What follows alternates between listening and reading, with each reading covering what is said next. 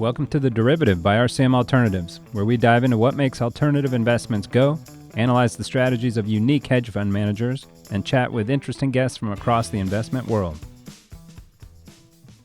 Happy Thursday, everyone. Yep, just a plain old October Thursday, which means we're getting on towards the end of the year. Wouldn't surprise me to see some Christmas stuff popping up in stores soon.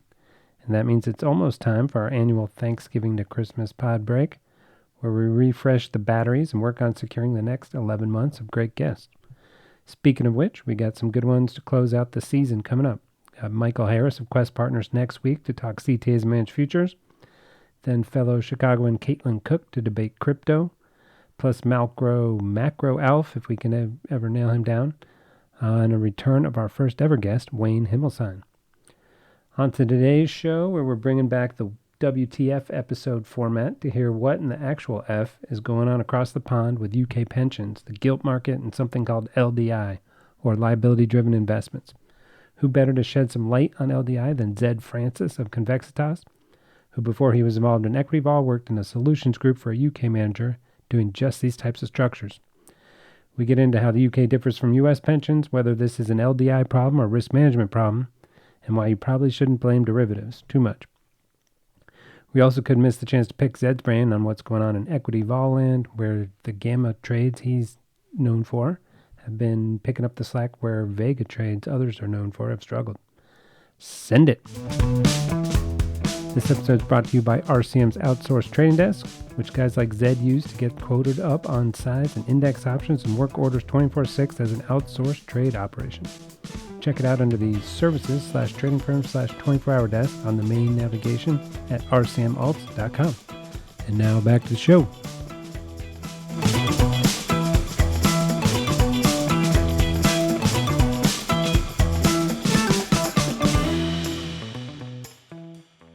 All right, everyone. We're here with my buddy Zed Francis on a rainy Chicago day.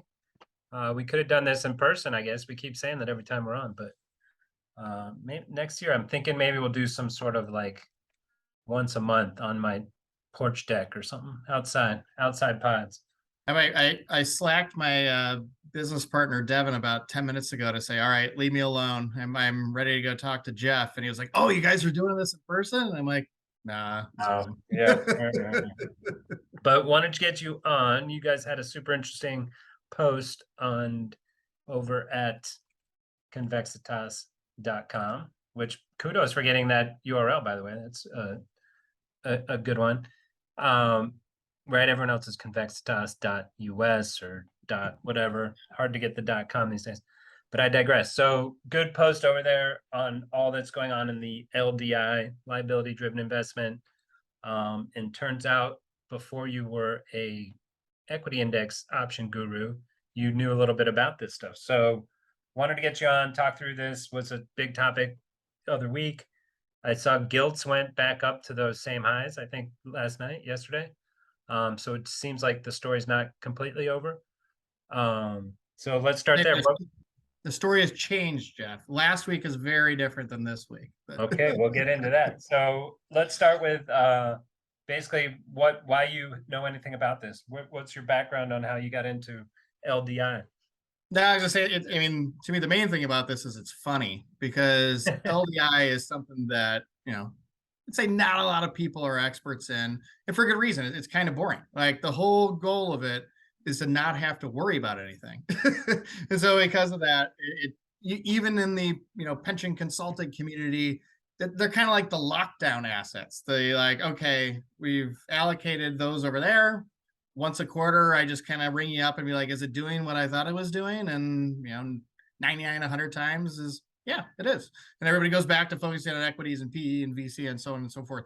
So it's funny that the, we'll call it lockdown, boring piece of the book finally showed up in headlines. And obviously you only show up in headlines if things are kind of hairy. It's not because everything's going really well.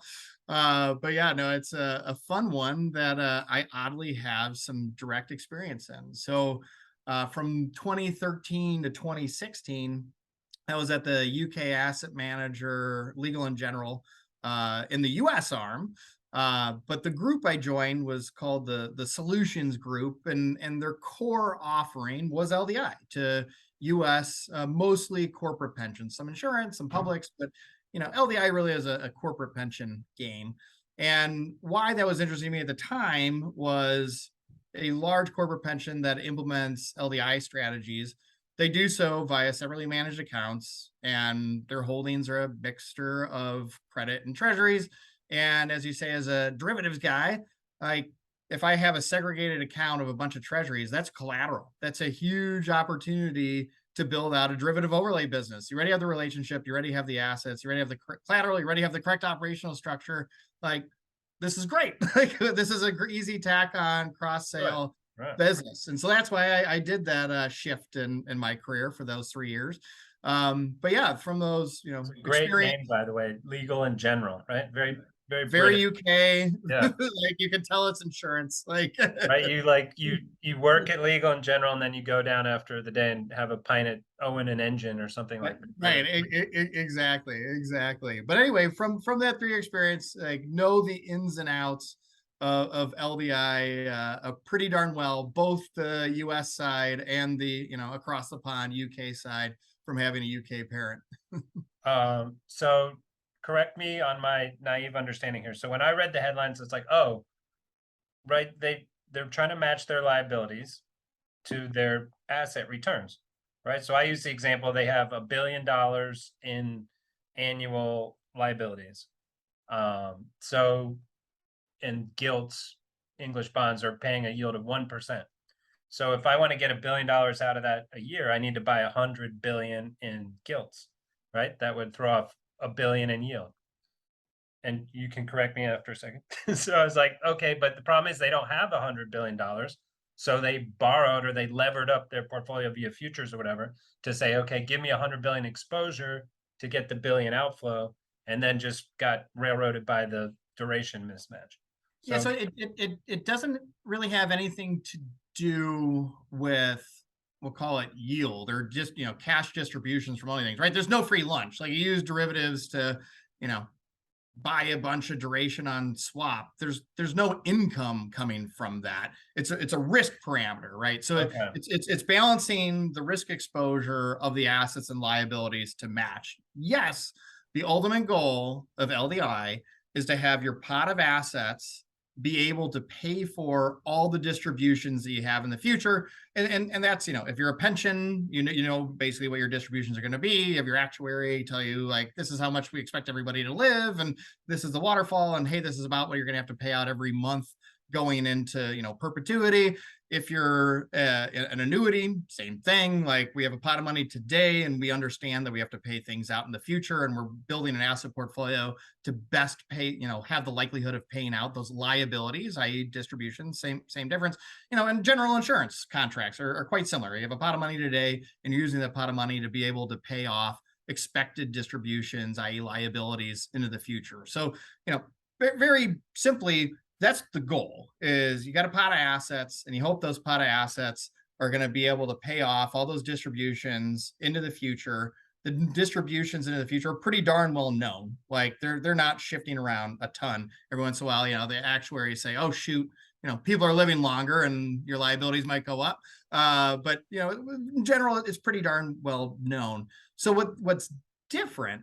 I'm going to share my screen while you're talking about this. Oh, right. So that right you're pulling up is the post I wrote, which is just a very vanilla sample of what cash outflows look like, your liabilities, your known distributions for a U.S. plan, and that's the key. That's a U.S. plan, and then the asset mix that you're going to have that kind of best matches those cash flows, which again is a blend of credit and treasuries.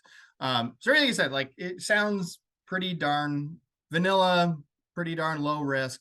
Right. My immediate question is, isn't this just what everyone's doing? Aren't you trying to get an asset mix that pays your liabilities? Like, where's the aha moment? There's no super aha moment, to be frank. Most investors think an absolute return. Like, hey, I just want to turn my pot of money in terms of the biggest pot of money possible. And if you're an insurer, whether you're running traditional insurance product, annuity product, or again, a pension, having returns greater than the amount of money you have to pay out has very little benefit to you ultimately, right? Yeah. The Right, risk you don't get to really, charge a performance fee. You don't get to keep it. right. And if you're a pension, like, the money's kind of trapped. Like, it's really hard these days. Back in the 90s it was different, but like really hard these days regulatorily to get the money out. So if you're a CFO at a pension, you don't really care about the outperformance. You just want to make sure you don't have to put more money in. Like, you're just like, do I have enough money to go ahead and pay for all my liabilities into the future? And then again, that's why LDI is a subsect of financial services industry that you don't come across with. Very few people you talk to run pensions, and they're those are the kind of folks that would actually care about this. So, all right, like, this all sounds, again, vanilla, boring. Like, how the heck could something possibly go wrong? I want to like start off by saying the U.S. and U.K. pensions are very different. So, everybody is saying like, oh shoot, what happened in the UK is it's going to come to the US. It's pretty darn unlikely, and it's completely structural.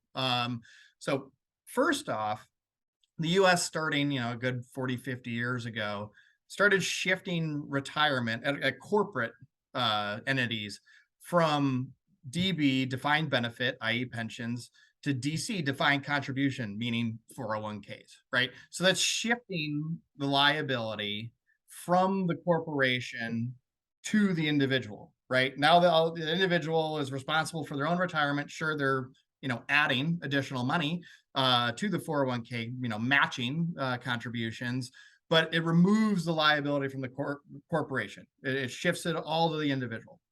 In the UK, it's not the case, and basically legally you can't do it. They're still all defined benefit plans, i.e. pensions. So one, the market in the UK is substantially bigger than it is in the US, just because in the US we've had 40, 50 years of runoff. So it's smaller. Like, corporate pensions in the US are only like $2 trillion, which seems like a big number, but in the US, with 200 plus trillion of assets when you include housing and all that kind of thing, it's not very big.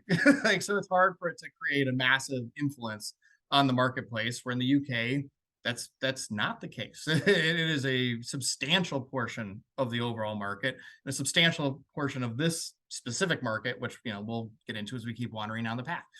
The second bit of that is, if the US pension universe has slowly been shifting from DB plans to DC plans, it means it's all legacy liabilities. You're all, like, corporations are paying, pension distributions to 50, 60-year-olds. They're not accumulating new ones from like the 20, 30-year-old that's just starting to work. Where in the UK, that's the opposite. They're still collecting new liabilities from the person that just graduated from university, is entering the workforce. So this means the duration of the liabilities in the UK is substantially longer than the duration of the US. Because again, we're just legacy, distributions for the most part, where that's an ongoing plan. And so what that's called in the pension world is closed plan, i.e. there's no new participants entering the pension plan, versus an open plan, meaning there's new people showing up every day. And so, of course, if you have a bunch of 20-year-olds, it means your long-dated liabilities are still pretty hefty. Where here, it's just, like the actuarial, chance that a bunch of people live to 110, right? It's small. So you have the mismatch of, okay, it's a really, really big part of the overall investing universe in the UK. And just the liabilities are like 50% longer in comparison to the US, simply because the plans are open versus closed. And then the final piece of that is, one more big difference between the US and UK is the discount rate. So we all think of, we'll call it equity world DCF model. Like, that's just discounting all those future cash flows to get to a present value today. That's all that's going on in LDI as well. It is discounting all of those future liabilities, those cash flows, those distributions to a value today. Same math, very, boring for the most part. The only difference is, what the heck are you using to discount those cash flows? So, equity world might say, hey, I got to earn treasuries plus 4% for me to buy that equity. So, today, whatever, I'm just going to use an 8% discount rate for my equity cash flows. For US, and UK pensions, it is defined. It is regulatorily defined on the corporate pension side. Public pensions way different in the US, but on the corporate pension side, it is defined. And in the US, those liabilities are discounted by extremely high grade credit, i.e. A or better, single A, double A, triple A credit, whatever the yield is across the curve on that credit, that's how you're discounting those liabilities to today value. And thus it affects how you're going to invest. If your discount rate is credit, you're going to buy some credit. The theory being you can, right, if they invested just in that index or that asset class, they would get that return and they'd be able I'm discounting it based on this asset. And if I buy that asset, it's going to give me that return. We're all done, right?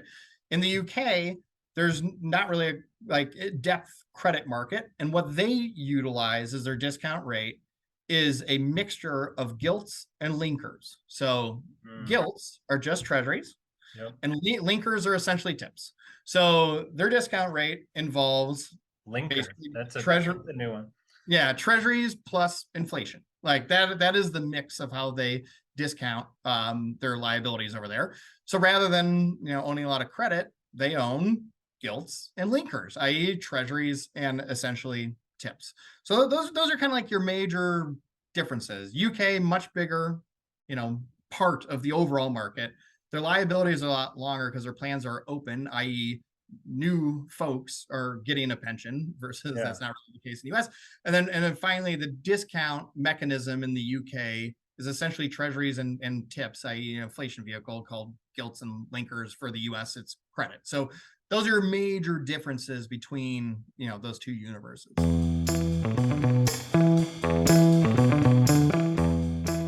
Right away, I see the issue there, right? The gilt volume and liquidity is way smaller than US treasuries, even though the UK pension system that relies on that is much larger. So there's a mismatch there.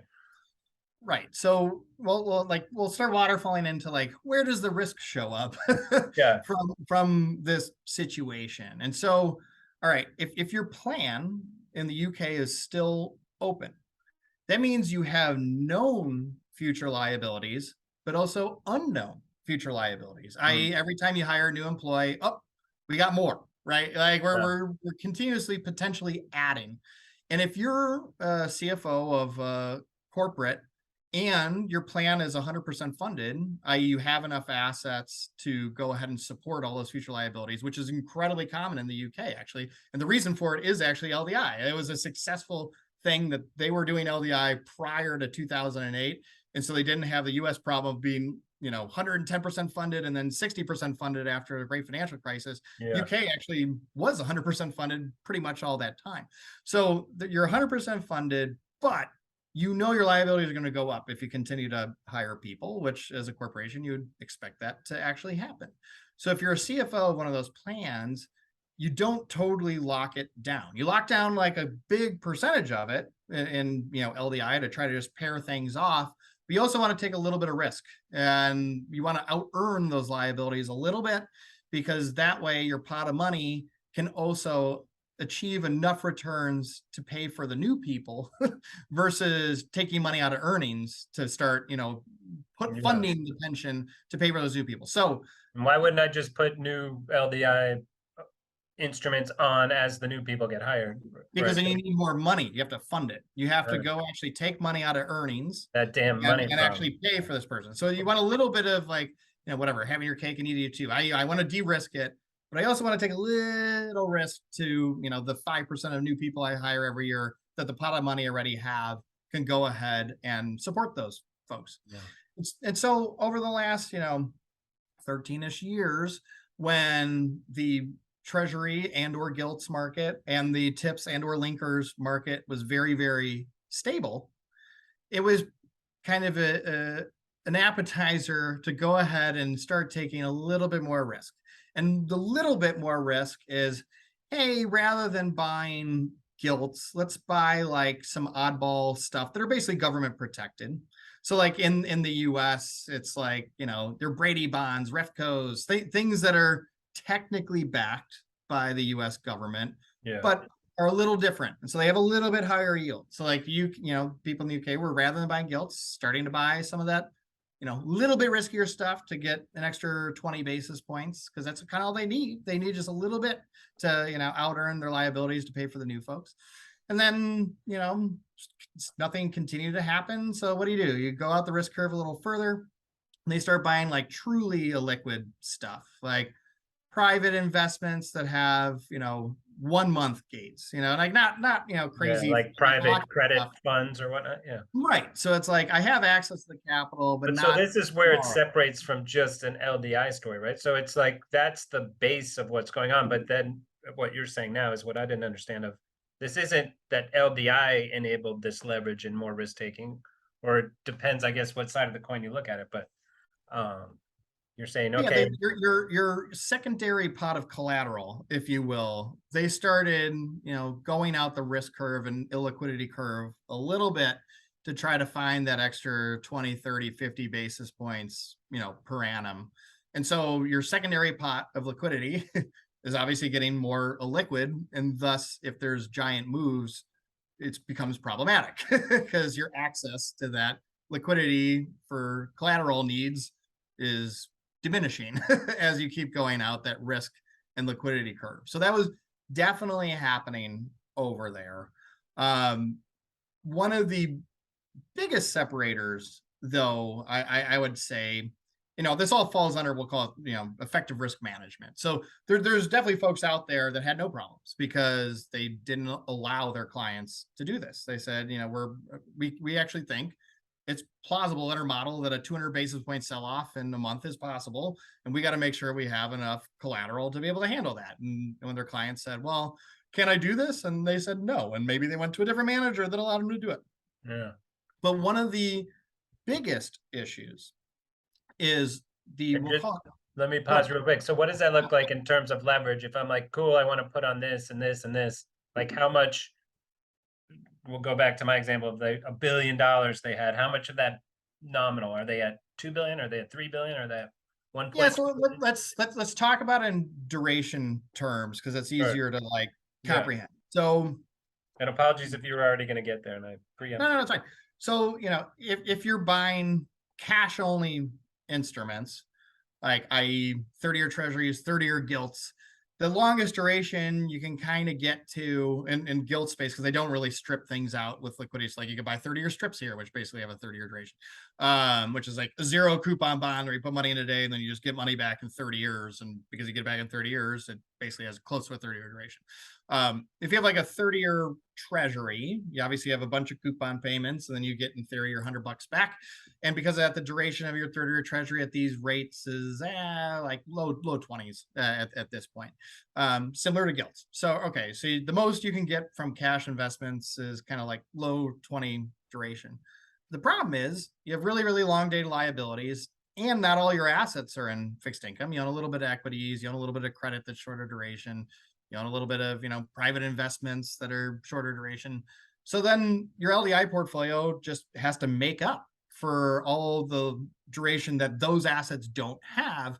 So you can push your LDI portfolio to have a duration of 30, 40, 50 years. And, I would say most, risk managers would probably try to cap things at about 40-ish years. But again, we've had 13 years of pretty stable interest rates globally.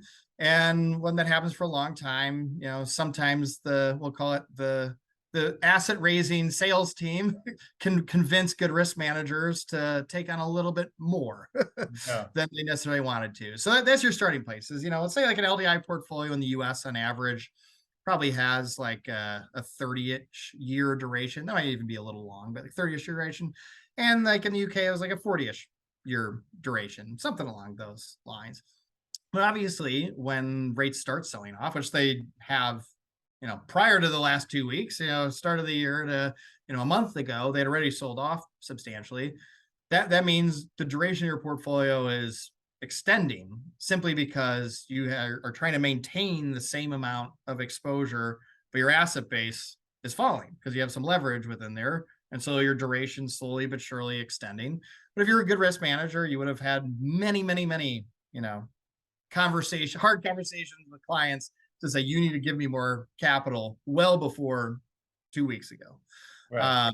It's And then another way this, of saying that if I buy $1 million in 30-year bonds, if I'm in year 29, right, like I'm pretty darn sure I'm getting my $1 million back, my principal back, ignoring the coupons in year 3, and I'm down to 800K in that, like that's pushed my duration out that whole, right, 27 more years, in order for my view of when I'm going to get that principal back. yeah, but like Now, by ultimately, definition, the duration is actually the same, but it's like the psychological view of what it is, right? as soon as you started using, like in the UK, they're using swaps. In the US, they're using swaps and futures. Like each firm use a different tool.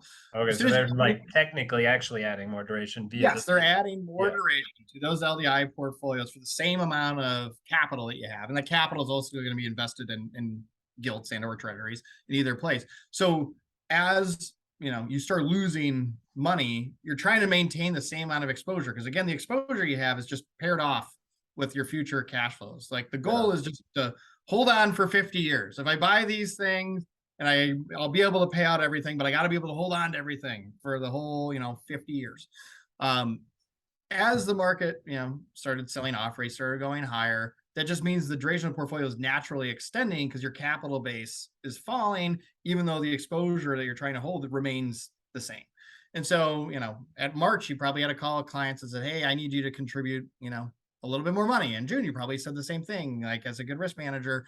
And then yes, the last 2 weeks were chaotic and you probably were calling for more money, but it wasn't the like margin call, I need more money tomorrow. It is, hey guys, I need more money. We're still fine right now, but like I don't need it tomorrow.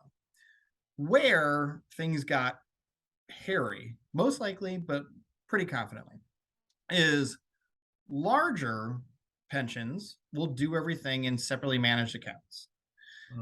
You get a lot of benefits from that, and the manager gets a lot of benefits for that. So if you are running an LDI portfolio in an SMA, separately managed account, then it's pretty easy to go ahead and recapitalize that portfolio. Because you're talking to one person, it's their account. And when you say, hey guys, do you have some cash? Do you have some credit? Do you have some equities? We need some more collateral. It's pretty easy for them to say, yep, we'll go ahead and move it from pot A to pot B. You're now collateralized. Not a big deal, or at least much easier in terms of the situation. Where you have issues is in commingled products, whether it's US like CIT or a fund or anything along those lines, where it's a bunch of investors in a single product. Because if you have leverage in a commingled vehicle and you start getting a little bit more risk and a little bit more risk and a little bit more risk, there's kind of not other things you can do. Like, are you going to call 100 people and say, hey, we're going to give you your money back if you don't give us more money by the end of the week? Like, that's not really they might say, yeah, perfect. Send it right. back. That's not really a successful process in a commingled vehicle. And in the UK, again, because it's essentially mandatory for any sort of corporation to have a pension plan, that also means there's a lot of small pension plans, a lot of 500, 100, 1,000 employee type places also have pension plans. And so you're talking, 20 million pound pots of money that the manager probably doesn't want to do an SMA for. So, hey, we got, billions and billions of potential assets, but they're all in $20 million increments. What are you going to do? Well, hey, we know how to do this LDI things. Let's just make a fund. And we can have multiple different funds. We can have like the low duration fund, the medium duration fund, the high duration fund, the leveraged high duration fund. And we can go ahead and basically do bespoke LDI for you by just having different allocations to all these funds. But ultimately, it's probably not the right vehicle to be doing something that involves leverage, because it's really difficult to recapitalize that vehicle. And that is likely where the stress really came from 2 weeks ago, is those funds that had derivatives in them to extend the duration, to 40, 50 years, started going to 60, 70, 80, 100 years on the aggressive sell-off and gilts, i.e. treasuries, just UK style. And along with it, swaps over there are cleared, like they are here now, but like, this is an exchange, margin calling. This isn't you having an OTC instrument with like a bank where you might get some flexibility. As you know well, Jeff, like when the exchange says give you more money, you're on a shot clock. You don't have a lot of time to go ahead and solve this situation. And so ultimately, like what really caused the waterfall event in the UK is one, they're really big part of the market, like overall market. One, two, their duration's really, really long because the plans are open. Three, like everybody has a pension. Like it's basically mandated, which creates a bunch of smaller pensions. And then finally, like the asset managers say, hey, like we need to be able to service everybody, and we don't really want to do teeny tiny SMAs. So like, let's create a vehicle that's easier to accumulate a bunch of these assets. And that commingled vehicle was probably the ultimate downfall. There's a bunch, steps to get there, but like that's where the problems really arose. Along with obviously them jamming, like we'll call it more liquid assets and all these things to reach for additional yield, obviously problematic. But the biggest issue was basically having a decent amount of these assets in funds rather than SMA vehicles, because there was no release valve, right? You're just marching. And so those funds had to go in and sell gilts, basically. Right. So they were forced to liquidate, and I actually or synthetically. Yeah, and so I'm not picking any managers, so I'm not gonna say who are the managers, like banks we're talking about? In the UK, there's three. Like there's smaller ones and stuff, but there's three predominant. It's Legal and General, it's Insight, and it's BlackRock. Like those are the three majors. Like, and they basically own the market in the UK. And why do they need? Is a manager needed? It seems like it's what used to be simple enough where you could do it in house, but I get it for the small. I mean, like again, a lot of people don't really love doing bond math and key rate durations and maintaining like all this. Like you need a trading desk, and ultimately, Jeff, like they're not charging substantial fees. Like I'm talking like they're charging 3 basis points. Like big pots of money, and those like funds that are smaller pools probably charging like 15 basis points. So like outsourcing this does make sense, like for folks. But your largest asset manager in the world sent out a piece last week that basically patting themselves in the back, saying what is all this LDI, and like we're great at it, and like it was kind of a champion piece. And it's part of it. And again, last like week. Like we problem solve kind of like piece. And as part of that piece, again, and like kind of like the context around it was like we're good at our jobs, would say like something different, I think, to our minds. And the exact words for this segment was, we've been reducing leverage in some of our LDI funds, acting prudently to preserve our clients' capital in extraordinary market conditions. So that's the fluff of we delevered, like and we did so like maybe not at the best time, and like we were kind of forced to do it. Now we can sugarcoat it and say like to preserve our client assets, but again, your clients hired you to own assets to match their liabilities, which you were doing. So taking off any exposure is not exactly doing your job. Like that is a forced decision that is not good for your end client. And again, they give you a little hint, like LDI funds, that they specifically said they're funds rather than LDI, again, signaling where the event likely took place.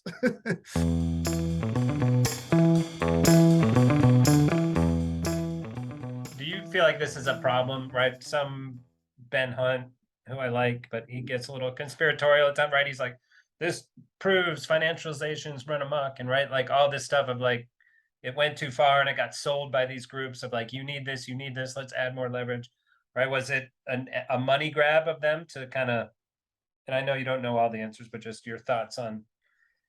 Yeah, so like, I would say there's two pieces of that. So, leverage is a interesting term within this context, right? Because again, like these weren't absolute return bets of any variety. It is like, I have to make all these payments in the future, and I'm building a portfolio that pairs them off. But the key is, again, you got to be able to leave both sides in a drawer. Like, you can't have anything happen like in the middle. So it's like, essentially like a convergence trade. Now, obviously, like the most famous convergence trade is a disaster with long-term capital management. But again, that was like, an ARB position with a ton of leverage, where this is ultimately like, I got a bunch of money to pay in the future. I need to buy assets that pair those off. And if there's decent risk management, the correct operational structure, like it's never say never, but like it's very unlikely disastrous things happen. Now, when you stop, focusing on good risk management and more on absolute return, or possibly, increased sales, and put things in, a less, efficient operational structure where to be able to access additional collateral for something that involves derivatives, like problems can show up. So, leverage is an interesting word, where you're like, I'm trying to, like, I have one over here and I'm just trying to have one over here. And yes, I need derivatives to make that happen. It's not taking leverage in I'm making a bet type of scenario, but you do need to have good risk management and good operational structure to do things correctly. On the other side of it, without a doubt, what took place before, the Bank of England showed up is all these folks basically said, listen, we need more collateral before the market opens tomorrow, or else the pensioners are going to be left holding the bag. So they came in with a compelling pitch to a central bank to have the save me.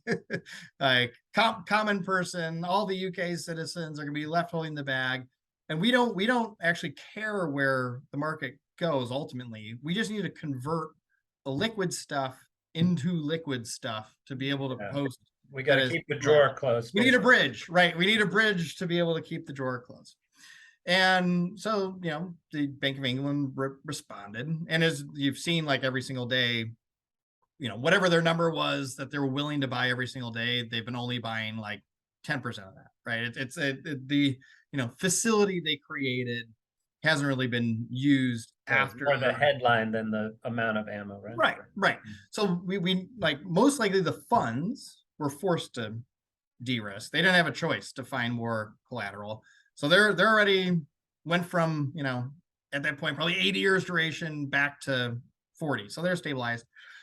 The SMA accounts had the little bit of time they needed, if they even needed it, to go ahead and re-collateralize themselves. So, the Bank of England will say, for a moment, job well done, I guess. like minimally stabilized things. The pensioners are okay. Whatever the English slang. Yeah, but what's as you mentioned at the start, like, we're all the way back essentially to those same level of yields. And in my view, which in theory should cause more collateral needs, right? It is a completely different story now. Okay. So initial catalyst, yes, likely pension driven, mainly from the commingled funds associated with LDI in the pension world. Now, I think this is the, we'll call it ultimate fear of all central banks kind of like move, which is, for over a decade, it was, don't fight the Fed, don't fight central banks. And the last week and a half might say, oh man, maybe it's actually finally profitable to fight these, central bank policies, i.e., maybe the market finally has some control of fair market value, rather than any sort of manipulative fair market value that central bank policies can kind of drive.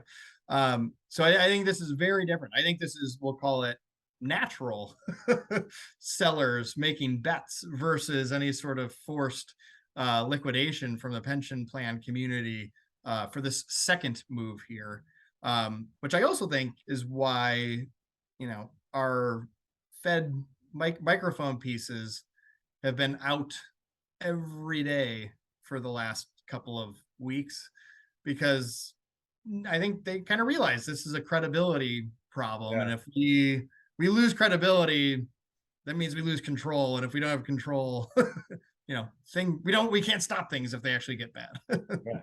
Well, yeah, it was kind of right. It was, hey, we're tightening and gonna do these purchases at the same time. It's like, what? Banking. So that's what you're saying, like that they lost credibility saying they can do both those things at the same time. Yeah, and the initial actor, if you will, it's likely been mostly cleansed, and now it's more a marketplace saying, wait a second, like maybe yields should actually just be higher. Yeah, and maybe maybe that long-term cause cures this, right? Like that's to me, would all this have happened if we didn't go down to zero rates, right? Was the extending duration, all that just because we were at such low rates? I mean, it's a huge driver of just natural duration extension, right? Like a 30-year bond at a 10% yield versus a 30-year bond at a 0% yield has 2x the duration, just naturally. Same bond when yields are zero. So it's a just natural massive duration extension by having really low discount rates. And is it fair in coming back to volatility and options talk, like kind of duration equals volatility in that scenario, right? So I always think it's funny. Like I feel like this is why a lot of basically non-fixed income people, duration is hard to grasp. Yes. And what I mean by that is raising my hand. Don't tell anyone that I started my career in the bond pit and I don't really understand duration, but yeah. Yeah, no, I mean, like, and I think the simple reason for that is if you're an equity investor, longer time frame is viewed as less risky, right? Yeah. Like if I have a 30-year holding period, like there's almost no risk to equities. If I have a 10-year holding period, like more risk, but still nothing. And if you said like one day, you're like, oh my God, that's a ton of risk, right? Yeah, Where in fixed income is literally the exact opposite. Like a 1 day bond has essentially zero risk. Like, are you gonna have default like in the next 24 hours? You should probably know about that if that's gonna happen. Yeah. Versus 30 years, like a heck of a lot of things can happen. So I just think the most people are absolute return space, meaning equities, VCP, real estate, where time is your friend. Like time means less risk. Where in fixed income, it's obviously the exact opposite. The more time you got, the more risk you have. But that's confusing. That 30-year bond, 10%, 0% technically has the same time period to it. Time period. So but you're right. But the known like fixed income, you have a known amount of the best case scenario, right? Best case scenario is you get all your coupons and your money back. Like you can't do better than that. Like you get some mark to market better than that over a 30-year period, but like that's the best you can possibly get. Where obviously most other assets, you're hoping for upside beyond a known situation. So that's why it creates that situation, because the best possible seat and only bad things can happen in comparison to that seat. And if you have a 0% coupon, like there's not a lot of great things going to happen. I give you money and I get it back in 30 years. Right. There's 10%. Like at least I get 10% coupons every year for 30 years and then get my money back. So it's a less risky proposition of higher yields.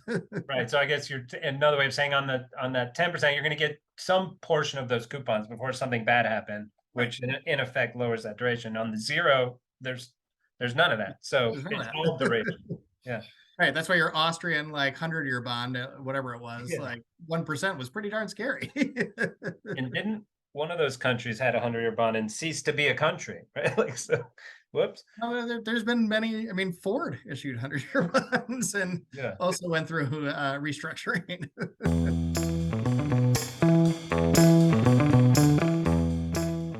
I'm still a little confused on where did the derivatives come in?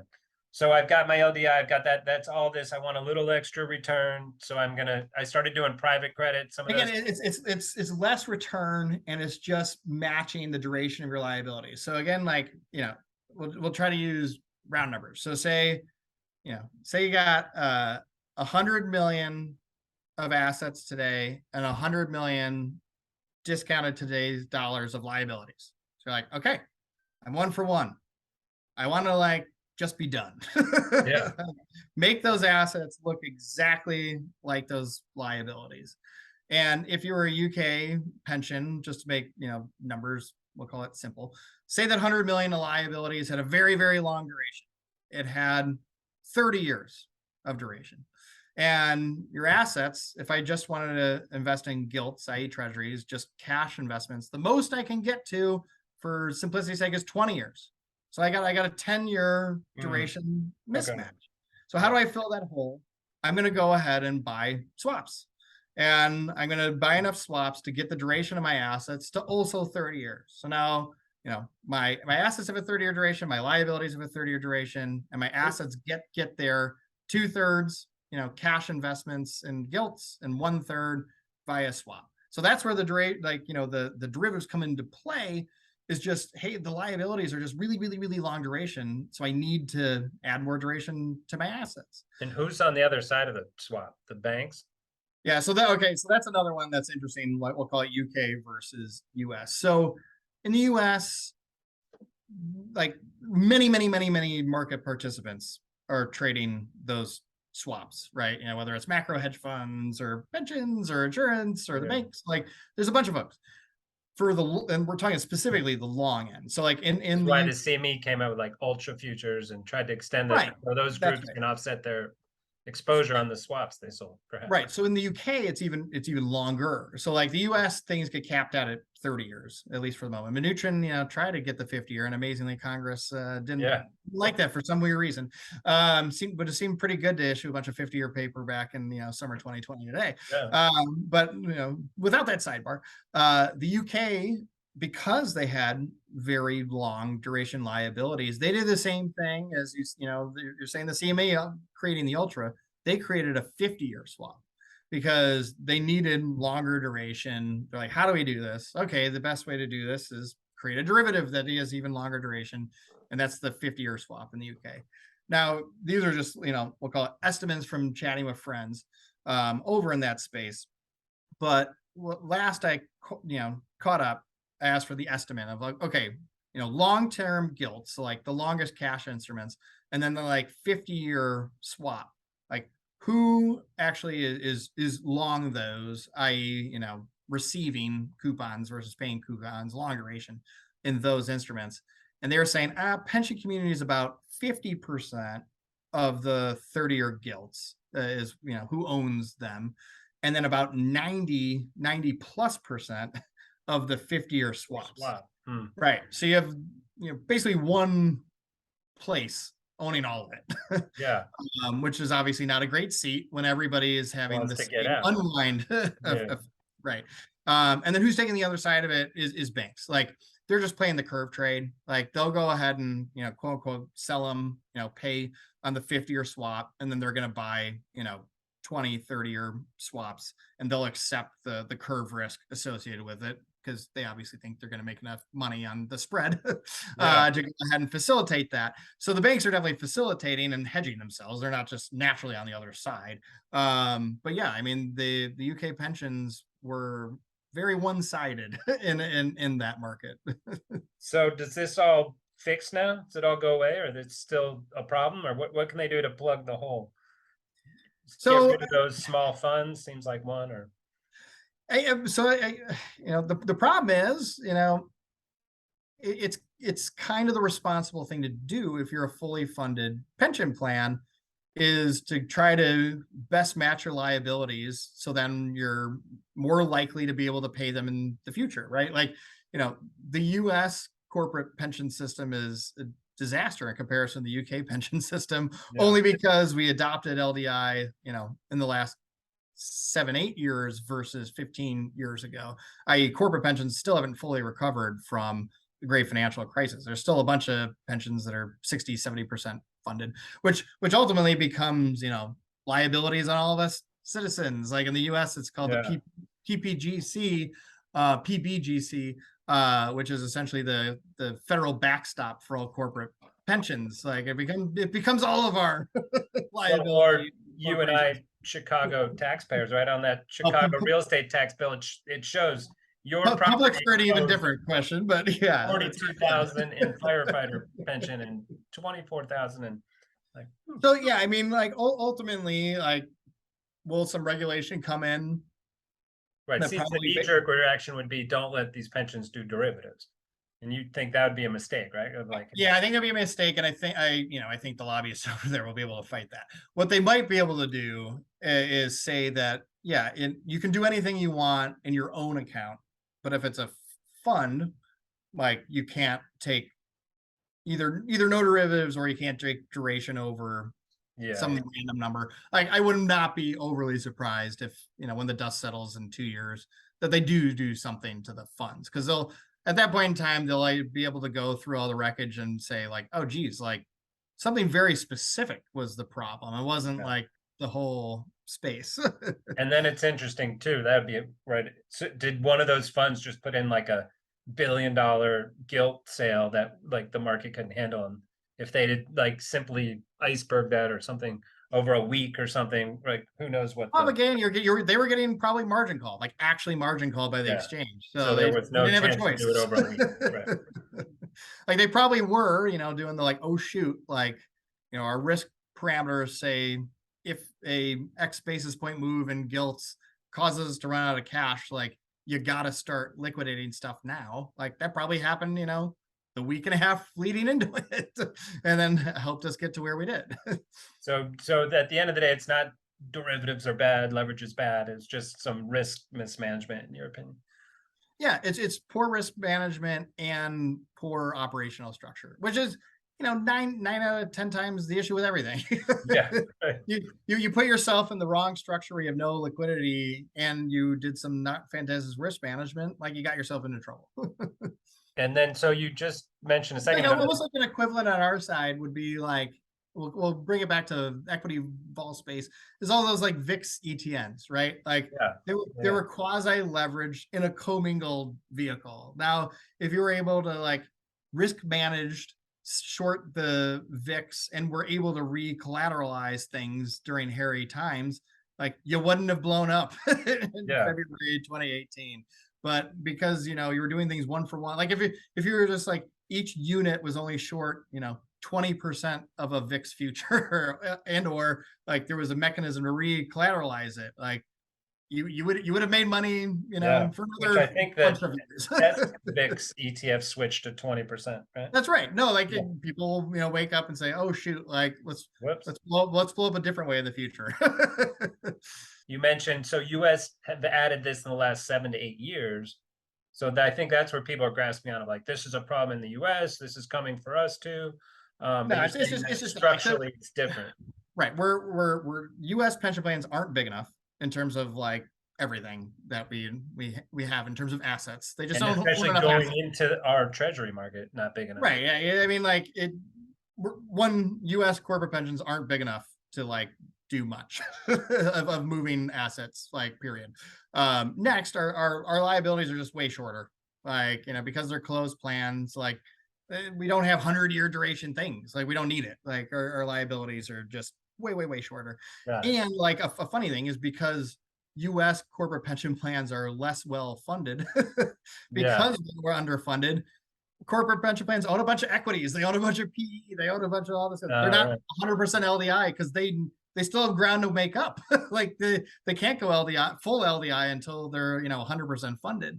So it's just a totally different landscape in the US in comparison to the UK. There were a couple articles I read of like, oh, this is how pensions got out of the hole they've been in, and this is why you see so many doing so much better now. So that seems like that's true, but not in a nefarious way. Just they started to manage it a little bit better. No, I mean, US pensions want rates higher.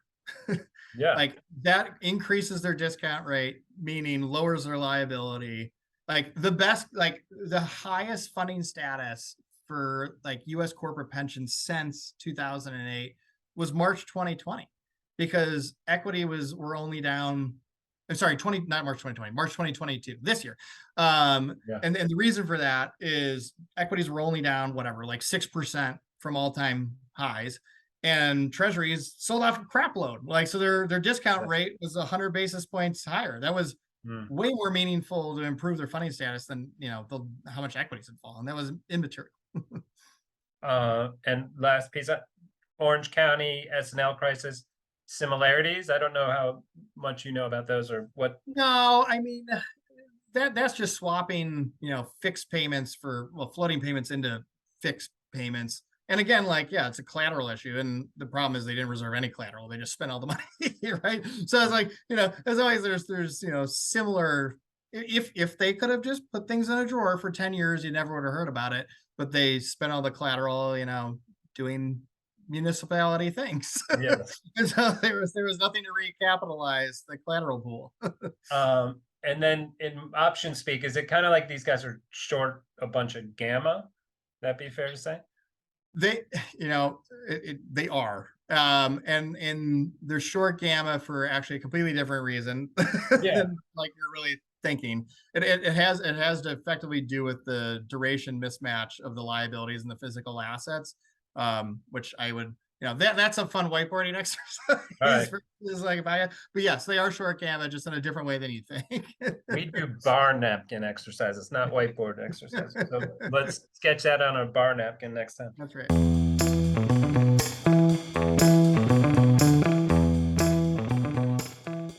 Your strategy, one of the best performing, past performance is not necessarily indicative of future results.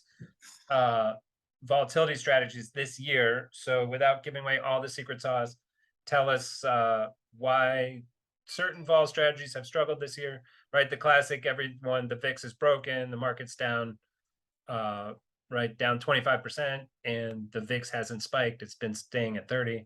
So basically give us a quick overview of how you've approached that and why it's done okay. Yeah, I mean, I think most folks in the volatility space that are negatively correlated, i.e. they want to make a bunch of money when the market goes down. It's not, like a relative value strategy. It's a specific intent. They tend to look for expansion and volatility, i.e. they need vol to explode, and that's the windfall event. How we approach things is essentially we're long gamma. And what that basically means is our portfolio, as the market goes down, gets shorter and shorter and shorter. When the market goes up, gets less short, less short, less short. And then we rebalance, at some point in there when, hey, we're way too short. Let's go ahead and rebalance things and get ourselves back kind of in line. Vice versa, market ripping, hey, we're maybe not short anymore. The market rips so much, like we got to go rebalance things to get ourselves back into the seat we are. So it's a very, very different mechanism of how we're trying to deliver our P&L. And like, we'll call it geeky term would be we're long convexity with respect to spot, i.e. movement in the market. And most other folks are long convexity with respect to Vega or vol, i.e. they need volatility to move. So it's like a completely different fulcrum. We just need we want the S&P 500 to move a lot, and most other folks actually need volatility to move. And this year, has been a pretty big divergence in those two things, but ultimately that's kind of been the case ever since 2008. Like there hasn't been a lot of events where volatility has expanded greatly other than like a 2.5 week period in March 2020. Yeah. Or a 2.5 hour period in February of 18. Yeah. Right, exactly. And not to belabor it, but like that's kind of our expectation is in the first leg or so down that volatility doesn't expand. It might even contract because of a lot of products that are out in the marketplace that actually would become Vega sellers on a 10-15% move. Certainly if there's a dramatic second leg where a 15% move turns into a 30-40% move, all those products don't matter. Like they're not influencing the market anymore. Yeah. Like volatility is allowed to explode. But those products are like a volatility based funds or like a JP Morgan hedged equity, something like that. That's trying to. That one's not a good example, but there's a lot of things buffered in notes or there's a lot of things in the structured product space that cause like that kind of situation. Essentially, when the strikes are way out of the money, how the banks would hedge that risk is Vega. They're not going to use a delta driven instrument. They're going to use Vega. But like as they become close to the money, like they start using delta to hedge the instrument rather than Vega, meaning like they're shifting how they hedge, meaning they're actually selling Vega, while the market is down. So there's a bunch of that stuff. And then, your buffer note things and your hedge equity products and, your, PUT related products, also likely, actually sell volatility on the first kind of legs down. But again, when you get to full unwind mode, then that's different. then volatility is really, really allowed to expand at that point in time. But our expectation, what we've seen for the last almost 14 years now, is actually when the market moves first leg down until you get to true illiquidity panic, that volatility is benign and even sometimes contracts. And so that's not saying that realized vol isn't catching up to implied vol. You're saying realized price movement, actual price movement, nothing to do with the vol movement. So there's two pieces of it there, right? Everyone else is complaining of realized never catches up to implied, the implied stays high, and the realized isn't doing anything. So is that a piece of that puzzle, or that's different in your opinion? That's a piece of the puzzle. I mean, realized obviously picks up, implieds will do a little bit of catch up, or else it's the old if there's really attractive money laying around, especially something that's possibly convex, people find it pretty quickly. But yeah, I mean, ultimately the realized volatility year to date has been decent, but isn't enough to kind of push implieds dramatically higher. on media options, on longer dated options, sure, on weekly stuff, of course. Yeah, someone had a good, I can't remember who now, but it was a good tweet showing the 3600 call. I think it was the December 22 3600 call, went off in Jan 1 at 29 or something, and even at the lows here it was at 28, right? It actually was down a tick from and you'd think I'm down 25%, what the heck's going on? Yeah, we've been showing in that simple one, the 4,000 put, the December one, because we were I said call and then put, sorry. No, but I mean, same difference. I mean, it's the same difference. But the reason why we do the 4,000 one is we're okay, if most people were collaring their equity portfolio at the start of the year, they round numbers, and the 4,000 put is probably something they might actually own. And like you said, it kind of went off in the year, the 4,000 put about 28, and I'm not going to quote it exactly because I don't know exactly what it is, but it's probably 25 now, something along those lines. What? How could that possibly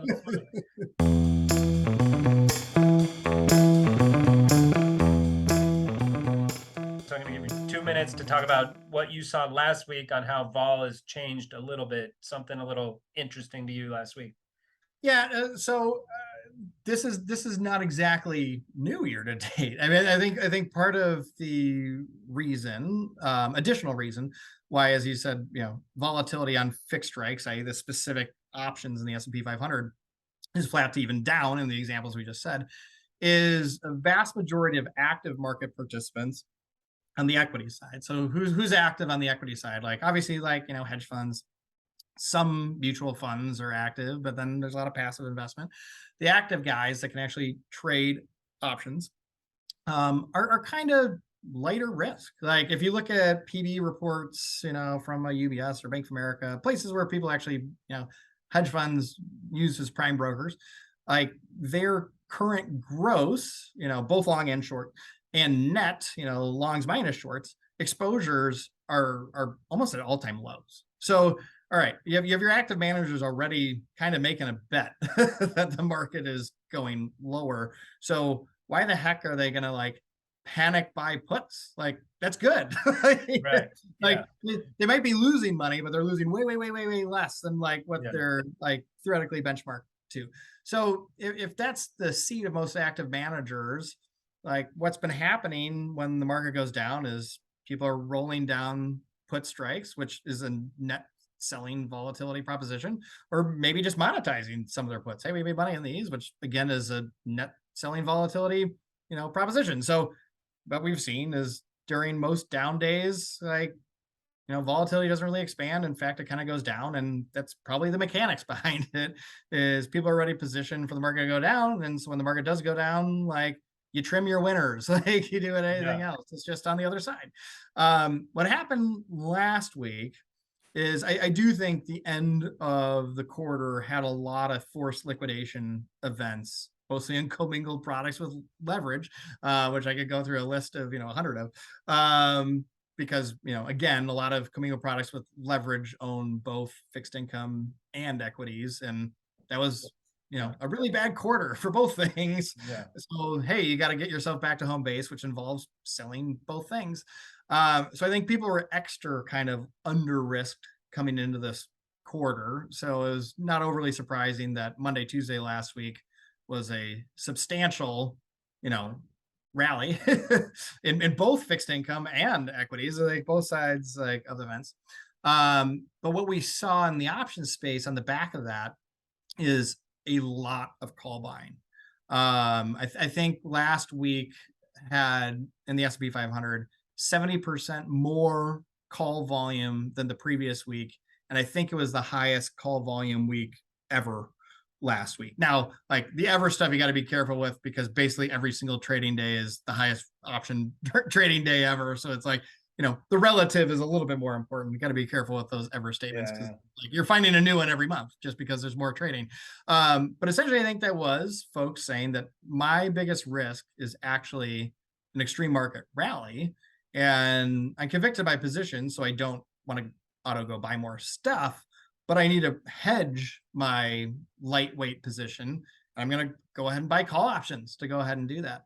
And last week, we saw essentially the biggest move higher, other than the couple of days around the invasion of Ukraine, move higher in fixed strike volatility. Volatility was up a lot last week.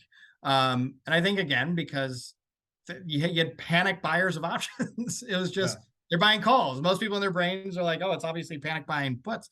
But it was, outright option buyers in calls that were kind of price indiscriminate. Like we just need to protect our portfolio from massive underperformance if this turns into some crazy, 15% rally out of nowhere. I think last week was very interesting of showing the hands of the active managers in the marketplace that essentially like they're light on risk and their relative performance, which, is how you're going to raise money and be successful like beyond this year, is at risk to a massive market rally, not necessarily a market sell-off. What do you think overall they risk in order, right? Are they risking 1% in order to get exposure to that in their call buying? Like that always makes, I get the thing of like, I don't want to get full in on equities here and buy the outright Delta One equities, but I'm going to buy the calls, but it always confuses me of like what that math looks like. How much? Who knows what most hedge funds that I've either worked in and or like associated with in the past, they do everything in like shocks is how they would think about it. So like instantly what's going to happen is the risk manager is going to go up and say like, okay, over the next month, like here's our, mild, moderate, severe shocks on both sides of the fence. Right, up 30% shock. How much do we want? I mean, probably not 30%, but like, like a, teens. And over 1 month, a teens rally in the S&P 500, how much do we expect to underperform?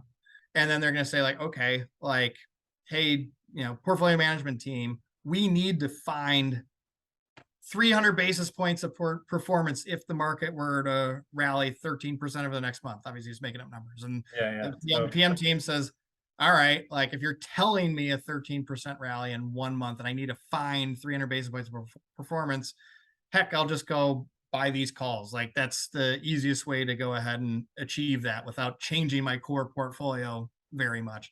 And so the amount of premium used to achieve that is kind of secondary. It's just like, what do I need to do to like make my risk manager happy and keep all the positions that I like? But by definition, probably something rather small in terms of that, right? Like probably. Yeah, but like probably not inconsequential because like again, volatility was kind of high, so it's like you're paying some real premium to like have that's always like, oh, we want to participate in this, we're going to buy these calls. We're like, well, you're guaranteed to lose some of that money on that. Right. So it's like, I don't know, like 30, 40, 50 basis points of overall fund and premium. And the answer is like that happens once and the market goes down, you feel like a king. You're like, I maintained my position and like I only burned a little bit. Like it's a win. But like where it gets painful is nothing happens, or the market only goes up 5%. Right, and now you lost on both. Like the market's up 5 and I lost money on those calls. Whoops, yeah. Awesome. Well, I'll let you go. I know you're single dad tonight, so good luck with that. Pop in a movie, give him some chicken bones soaked in bourbon. That's what my grandpa do. I'm going for the trick of, it's, as you said, it's rainy and dark outside, so just like at 6:30 be like, oh, it's bedtime. Like out the window, it's dark. All right, Zed, I appreciate it. We'll talk to you soon and meet up here in Chicago. All right, sounds good, Jeff. Have a good one. Thank you. You've been listening to The Derivative. Links from this episode will be in the episode description of this channel. Follow us on Twitter at RCMAlts and visit our website to read our blog or subscribe to our newsletter at rcmalts.com. If you liked our show, introduce a friend and show them how to subscribe. And be sure to leave comments. We'd love to hear from you.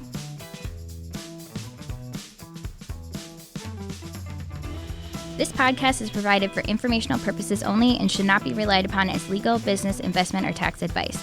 All opinions expressed by podcast participants are solely their own opinions and do not necessarily reflect the opinions of RCM Alternatives, their affiliates, or companies featured. Due to industry regulations, participants on this podcast are instructed not to make specific trade recommendations nor reference past or potential profits, and listeners are reminded that managed futures, commodity trading, and other alternative investments are complex and carry a risk of substantial losses. As such, they are not suitable for all investors.